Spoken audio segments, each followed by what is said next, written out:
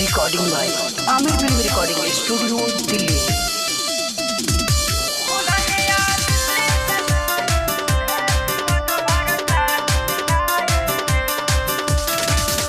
Music by Aamir films.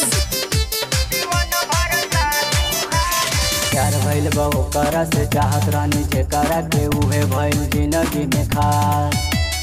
कहतानी छोड़ब नहीं दिल कबो तोड़ब नहीं राखब अपना दिलवा के पास। प्यार भइल बा ओकरा से चाहत रानी जेकरा से उहे भइल जिंदगी में खास।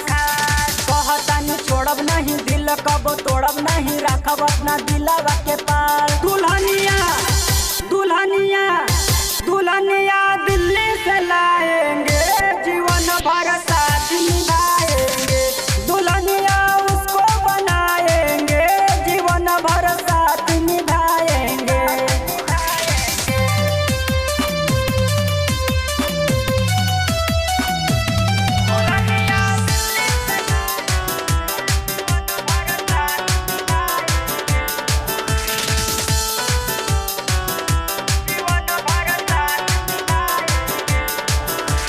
प्यार करब हम ओकरे से दिल ना दे के करो के जिंदगी बिताइब हो साथ निभाइब हो। प्यार करब हम ओकरे से दिल ना दे के करो के जिंदगी बिताइब हो साथ निभाइब हो। दुल्हनिया दुल्हनिया दुल्हनिया दिल्ली से लाएंगे जीवन भर साथ निभाएंगे। दुल्हनिया उसको बनाएंगे जीवन भर साथ निभाएंगे।